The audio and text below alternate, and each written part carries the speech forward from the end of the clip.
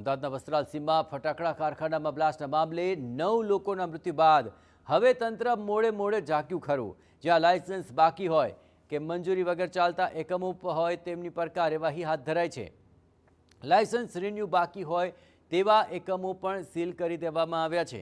અહીં ગ્યાસપુર ગામમાં ચાલતા 2 એકમ સીલ કરી દેવાયા।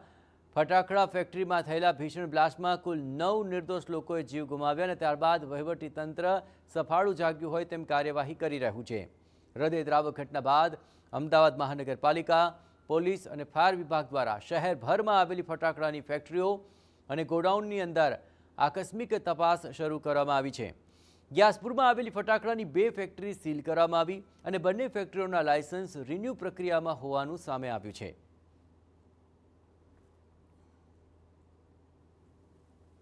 ફટાકડાની ફેક્ટરીમાં આગના મામલે અનેક વ્યક્તિઓએ જીવ ગુમાવ્યા છે અને ત્યારબાદ તંત્ર હરકતમાં આવતા જે સીલિંગ પ્રક્રિયા છે તે હાથ ધરવામાં આવી છે। કોઈપણ પ્રકારના યોગ્ય મંજૂરી વગર ચાલતી આવા ફેક્ટરી ધારકો અને જે જગ્યાઓ છે તે જગ્યાઓ પર પોલીસ દ્વારા સાથે જ ફાયર વિભાગ દ્વારા હરકતમાં આવી અને કામગીરી કરવામાં આવી રહી છે। યોગ્ય પરવાનગી લેવામાં ન આવી હોય, મંજૂરી વગર નીતિ નિયમો મુજબ કામગીરી કરવામાં ન આવતી હોય તેવા એકમો સીલ કરવામાં આવી રહ્યા છે। નોંધપાત્ર બાબત છે કે જે ફટાકડા દેખાઈ રહ્યા છે તે સંખ્યાબંધ ફટાકડા 1-2 નહીં પરંતુ આવા નાના એકમોમાં અનેક જગ્યા પર મોટી માત્રામાં આવા ફટાકડાઓ પર કામગીરી કરવામાં આવી રહી છે। આજુબાજુમાં રહેતા જે ગામના લોકો છે તે લોકો દ્વારા આ કામ કરવામાં આવતું હોય છે।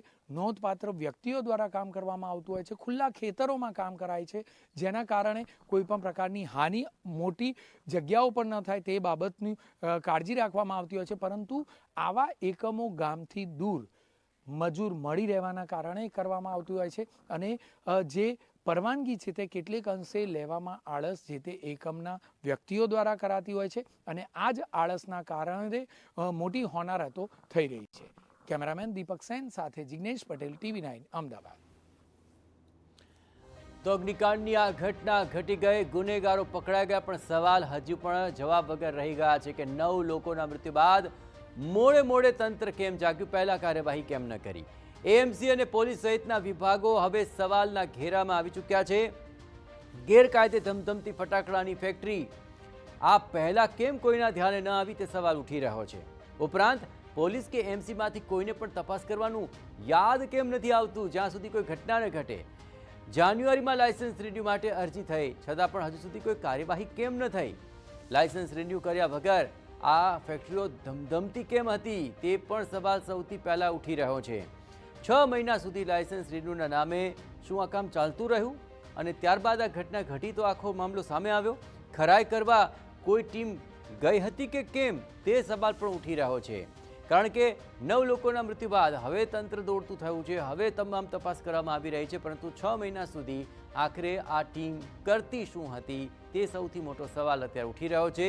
જોકે બ્લાસ્ટ મુદ્દે તંત્ર સામે આ સવાલ છે, પરંતુ જવાબના નામે હવે મૌન છે।